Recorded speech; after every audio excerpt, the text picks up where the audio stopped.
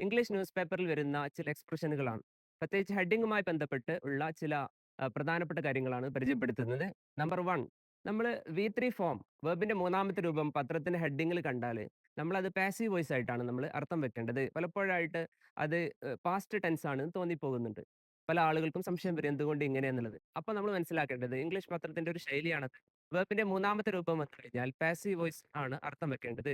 To arrested in Bangalore. ബാംഗ്ലൂരിൽ 2 പേർ arrest ചെയ്തു എന്നല്ല, അറസ്റ്റ് ചെയ്യപ്പെട്ടു എന്ന് അർത്ഥം വെക്കണം. പാസീവ് വോയിസ് ആണ്. കാരണം ഹെഡിങ്ങിൽ ഈസ്, വാസ് പോലത്തെ ഓക്സിലറികൾ നമുക്ക് കാണാൻ സാധിക്കുകയില്ല. ടു ഹെൽഡ് എന്ന് പറഞ്ഞാൽ 2 പേർ പിടിച്ചു എന്നല്ല, 2 പേർ പിടിക്കപ്പെട്ടു. Two booked in drug case. Drug കേസിൽ 2 പേര് ബുക്ക് ചെയ്യപ്പെട്ടു. Two killed in Kashmir in an encounter. ഒരു ഏറ്റുമുട്ടലിൽ 2 പേർ കാശ്മീരിൽ കൊല്ലപ്പെട്ടു. അപ്പൊ പാസീവ് വോയിസ് ആണ് നമ്മൾ അർത്ഥം വെക്കേണ്ടത്. അതാണ് പത്രഭാഷയുടെ സവിശേഷത. ശ്രദ്ധിക്കുക, ഇത് പത്രത്തിൽ മാത്രമുള്ള സവിശേഷതയാണ്. പത്രത്തിന് പുറത്തുള്ള റൈറ്റിംഗിൽ നമ്മൾ ഒരിക്കലും തന്നെ ഇത് ഉപയോഗിക്കാൻ പാടില്ല. Two held in lottery scam. Lottery തട്ടിപ്പിൽ 2 പേർ പിടിക്കപ്പെട്ടു. ഓക്കെ, പോലീസാണ് പിടിച്ചത്. പക്ഷേ ഹെഡിങ്ങിൽ എന്താ ഉണ്ടാവുക? ഹെൽഡ് എന്നാണ്. Two people were held. ആ വെയർ എന്നുള്ള ആ ഓക്സിലറി അവിടെ കളയപ്പെടും. സോ പത്രഭാഷയുടെ ഹെഡ്ലൈനിൽ ഓക്സിലറി പോലത്തെ പല പദങ്ങളും കളയപ്പെട്ടുകൊണ്ടാണ് നമ്മൾ കാണുന്നത്. ഇത്തരത്തിലുള്ള ചുരുക്കിയ രൂപങ്ങൾ നമ്മൾ ന്യൂസ് പേപ്പർ വായിക്കുമ്പോൾ മനസ്സിലാക്കണം. So make use of these expressions. Thank you.